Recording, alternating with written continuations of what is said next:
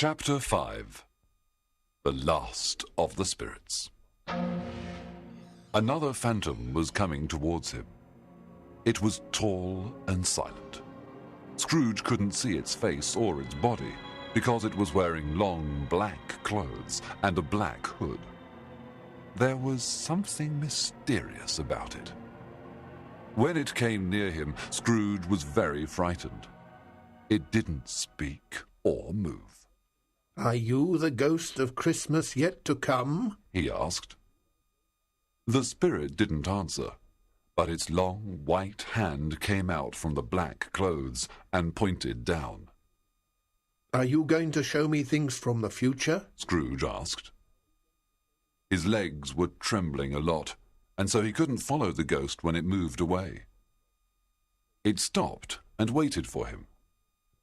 He couldn't see its eyes, but he felt that they were looking at him. This ghost was the most frightening of the three. "Ghost of the future," he cried. "I'm very frightened of you. But I know that you want to help me, so I'll go with you. Please, speak to me." It made no reply. Its long hand pointed ahead. "All right, I'll come," said Scrooge. So the ghost carried him to the centre of London. At a place called the Exchange, he saw a lot of businessmen. Their pockets were full of money. They were walking around and talking to each other. They often jingled the money in their pockets and looked at their watches.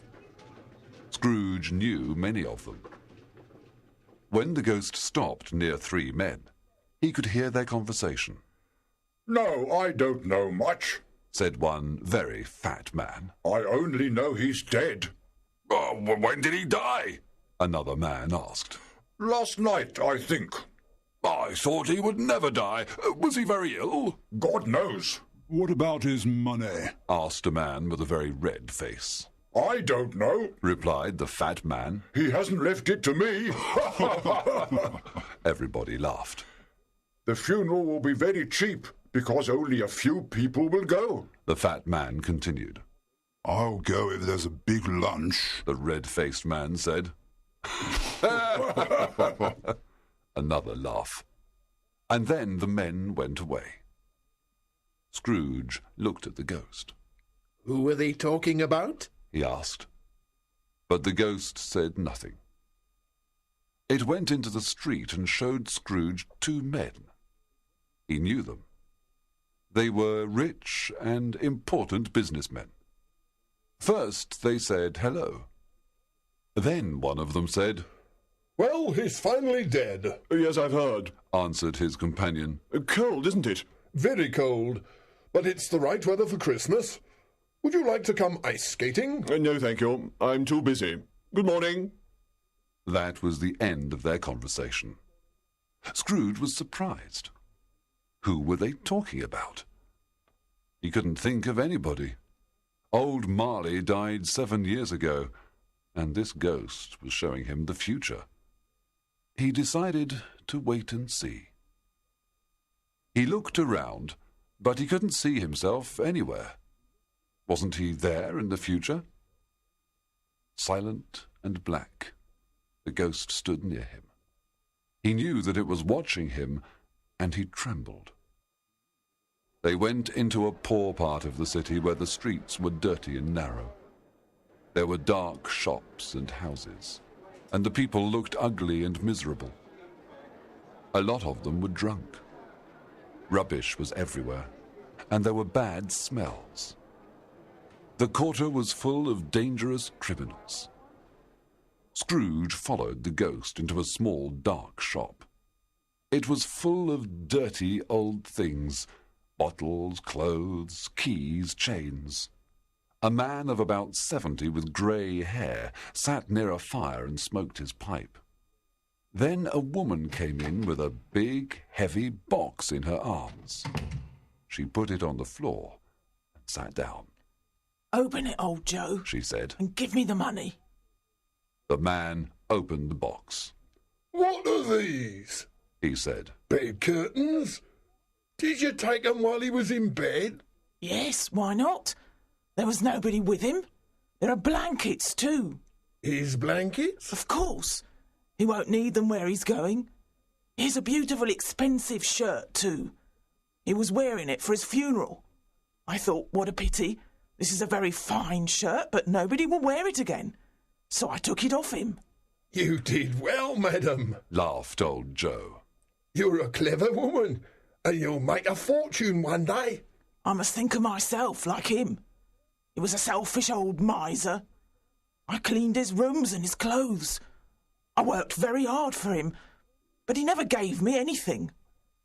I wanted to take more things, but his housekeeper took them before me. Just then, the housekeeper came in. She had a large bag full of sheets, towels, clothes and shoes.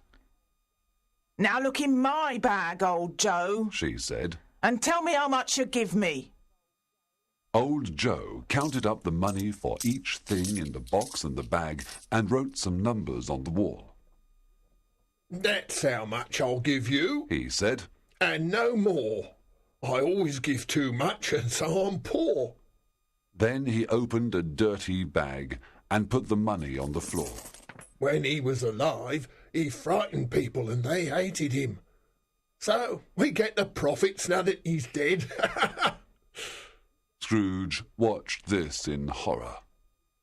Spirit, I see and I understand. This could happen to me. Oh, God, what's this now? The scene changed, and he was near a bed. It had no blankets or curtains. There was only an old sheet with something under it, the body of a dead man.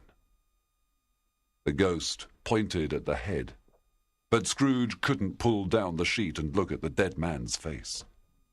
He was shaking with terror. The body was cold, rigid, and alone in that dark room. How terrible, thought Scrooge. Not a man, woman, or child to say that he was kind to them in life, and to remember him with love. Then he heard the sound of rats behind the walls. Were they waiting? Were they going to jump on the bed and... Spirit, he said. What a horrible place. I'll always remember this scene. Can we go now? But the ghost still pointed at the dead man's head. I understand, Scrooge said. But I can't do it. I ask you to show me somebody who is sorry that this man is dead. The ghost took him to Bob Cratchit's house. The mother and children were sitting round the fire. They were quiet. Very quiet.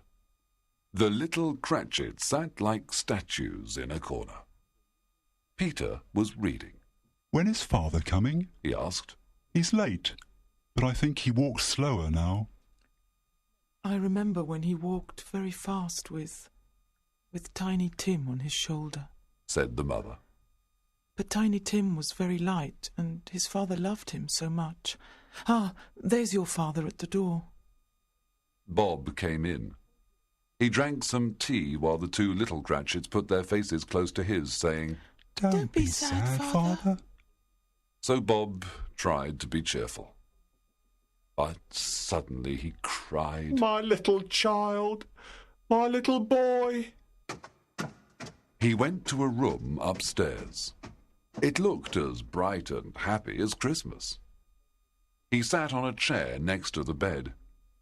There was a little child on it. It was Tiny Tim, and he wasn't sleeping. He was dead. Bob kissed the little face. Then he went downstairs. I met Mr. Scrooge's nephew in the street, he told the family. He asked me why I was so sad. When I told him, he said he was very sorry and wanted to help us. I think he's going to find a job for Peter. He's a very good man, said Mrs. Cratchit. Yes. Children, when you all leave home in a few years, you won't forget Tiny Tim, will you? Never, Father. They all cried. Thank you. I feel happier now, Bob said. Scrooge said to the ghost, "Oh, please tell me who that dead man was." The ghost took him near his office, but it didn't stop. "Wait," said Scrooge. "my office is in that house. Let me go and see what I'll be in the future." The ghost continued walking. Scrooge ran to the window of his office and looked in. He saw an office, but it wasn't his. Everything was different, including the man at the desk. He followed the ghost again. It stopped at the gate of a cemetery. "Am I going to learn the dead man's name now?" asked Scrooge. The spirit led him to a grave. He went near it, trembling. "Before I look at the name," he said, "answer me one question. Is it really necessary for these things to happen, or are they only possible?" The ghost didn't answer. I mean, if men change their lives and become better, will the future change too? Is this what you want to tell me? The ghost was silent. Scrooge went slowly towards the grave, still trembling. He read the name on the gravestone. Ebenezer Scrooge. He fell on his knees. "I was the dead man in the bed. Oh, spirit! Oh, no, no! Listen, I've changed. I won't be the same man as before. Tell me there is still hope. Please, tell me that if I change my life, the things that you have shown me will be different." The spirit's hand trembled. "I will celebrate Christmas with all my heart," Scrooge continued. "and I'll always try to have the Christmas spirit every day of the year. I will live in the past, the present, and the future. I will not forget the lessons that they teach. Oh, tell me that I can clean the name off this stone." Scrooge held up his hands to the ghost, but suddenly it vanished. There was only a bed curtain in front of his eyes.